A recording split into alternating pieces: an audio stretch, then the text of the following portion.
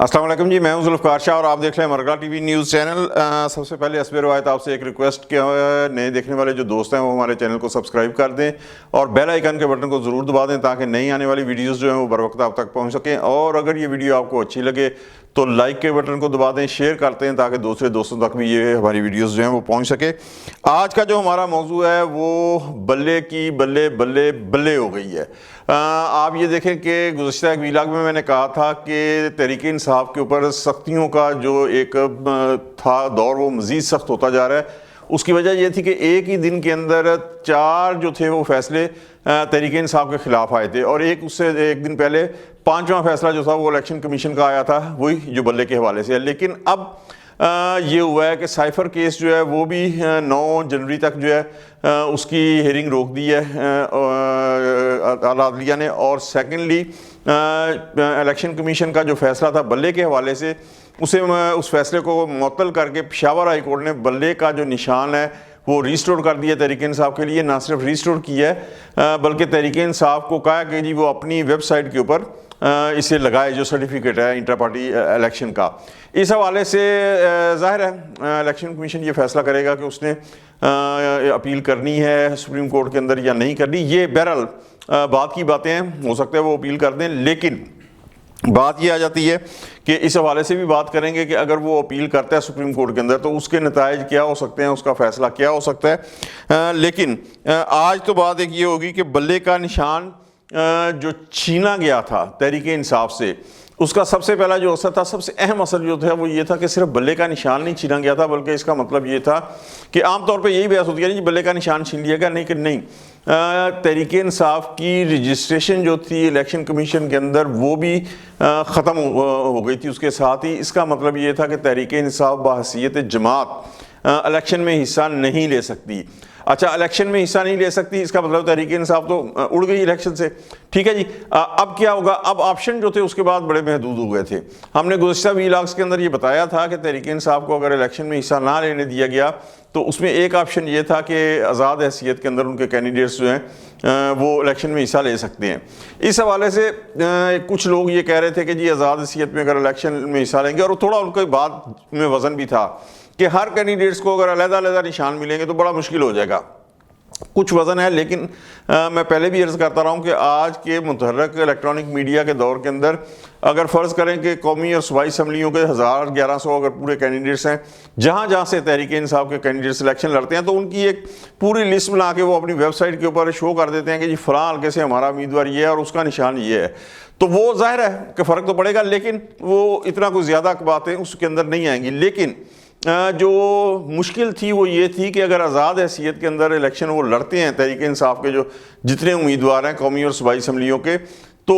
उसके अंदर 10 जो मिनॉरिटीज़ की नशिस्तें थी और 60 जो ख़वातीन की नशिस्तें थी वो उनके हाथ नहीं आती क्योंकि ये जमातों को जानी थी। सेकेंडली जो बहुत बड़ी प्रॉब्लम आ सकती थी क्या मतलब होनी थी वो ये थी कि आइन के तहत आज़ाद उम्मीदवारों को इलेक्शन के 60 दिन के अंदर 30 दिन के बाद 1 महीने के अंदर किसी न किसी जमात को जो कौमी असम्बली में उसे ज्वाइन करना था। अगर वो ज्वाइन कर लेते तो ज़ाहिर है कि उसके डिसिप्लिन के अंदर आना होता उनमें। तो ये एक बहुत बड़ा नुकसान था। एक तो 70 नशिस्तें 60 कौमी ख़वातीन की और 10 जो हैं अक़लीतों की, ये सिर्फ मैं कौमी असम्बली की बात कर रहा हूँ। इसी तरह ज़ाहिर है कि सूबाई असम्बली चारों सूबों की हैं, वहाँ भी अक़लीतों की और ख़वातीन की नशिस्तों से तहरीक इंसाफ को हाथ धोना पड़ जाते हैं। अच्छा, सेकंड ऑप्शन क्या थी इसके अंदर? वो ये थी कि आप किसी और पार्टी के टिकट के ऊपर, निशान के ऊपर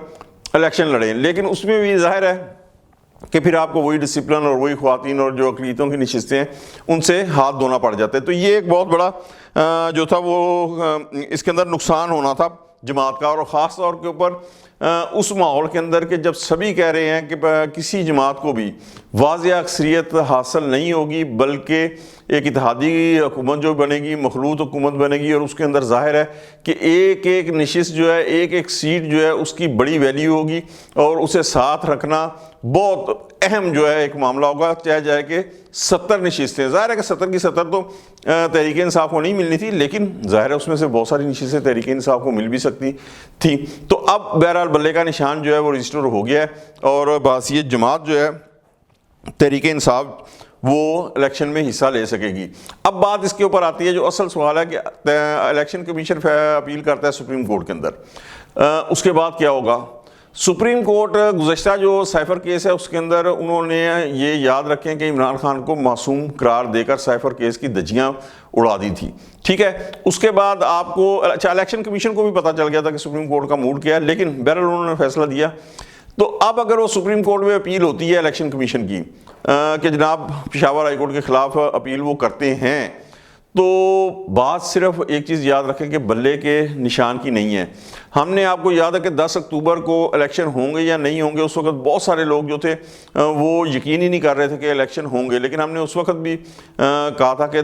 فروری میں یا مارچ کے پہلے ہفتے تک الیکشن ہو جائیں گے، اور دلائل کے ساتھ اس پہ بات کی تھی، کسی خبر کی بنیاد پر نہیں بات کی تھی۔ تو اللہ کا شکر ہے کہ مالک نے وہ ہماری جو ہم نے جو کہا تھا اسی کے حساب سے فروری کے پہلے دوسرے ویک کے شروع کے اندر ہی 8 فروری کو الیکشن ہو رہے ہیں، اس میں تو اللہ کا شکر ہے کوئی ابہام نہیں رہا۔ اب اگر بلے کے نشان کے حوالے سے تو ایک چیز یاد رکھیں کہ پاکستان کے اندر 3 بڑی پارٹیاں ہیں، پاکستان مسلم لیگ نواز، پاکستان پیپلز پارٹی اور پاکستان تحریک انصاف۔ اس میں سے اگر ایک پارٹی کو آپ سرے سے کہتے ہیں جی آپ اسے الیکشن کے پروسیس سے جو ہے نا باہر کر دیتے ہیں، انتخابی عمل سے ہی باہر کر دیتے ہیں، تو اس کے بعد آپ کا جو پورے کا پورا ایک الیکشن کا عمل ہے اس کا اعتبار کیا رہے گا؟ آپ پوری دنیا کے اندر کیا منہ دکھائیں گے کہ یہ کوئی 60 70 یا 50 کی دہائی تو ہے نہیں ہے کہ جہاں یہ سارے کے سارے حربے جو ہیں وہ چل جائیں گے؟ نہیں، آپ کو دنیا کے سامنے بھی تو جواب دینا ہے نا، مورل اتھارٹی بھی تو ہونی ہے نا۔ تو آپ دنیا کو کیا جواب دیں گے جی کس وجہ سے آپ نے تحریک انصاف کو باہر کیا ہے؟ کیا جی انٹرا پارٹی الیکشن صحیح نہیں ہوئے؟ وہ کہیں جی انٹرا پارٹی الیکشن تو اس میں کوئی شک نہیں ہے کہ دوسری 2 جماعتوں کو بھی ایسے ہوئے ہیں۔ تو آپ ایک پارٹی کو باہر رکھ کر الیکشن کا اعتبار جو ہے وہ کھو دیں گے، تو اتنی بڑی بات جو ہے وہ آپ نہیں کر سکتے۔ سیکنڈلی اب یہ بات ہے کہ اچھا آپ نے باہر کر دیا، اعتبار الیکشن کا ختم ہو گیا، لیکن اس پارٹی کے تحریک انصاف بڑی سیاسی جماعت ہے، لاکھوں کروڑوں جو ووٹر ہیں پاکستان کے اندر، اس کے حق رائے دہی ان کا بنیادی حق ہے، اور اپنی مرضی سے ووٹ کاسٹ کرنا جس جماعت کو وہ پسند کرتے ہیں یہ بھی ان کا بنیادی حق ہے، اور یہ کوئی خیرات میں کوئی نہیں دے گا انہیں، یہ پاکستان کا آئین انہیں یہ بنیادی حق دیتا ہے۔ اور اس حق کو کوئی بھی ادارہ ہو، میں کسی ادارے کا نام نہیں لیتا، وہ اپنے ایک حکم کے ذریعے یہ حق پاکستان کے لاکھوں کروڑوں لوگوں سے چھین نہیں سکتا، ٹھیک ہے جی۔ تو یہ ایک تو یہ کہ اعتبار ختم ہو جائے گا، سیکنڈ یہ کہ جو حکومت قائم ہوگی اگر تحریک انصاف الیکشن میں حصہ نہیں لیتی اور اسے آپ باہر کر دیتے ہیں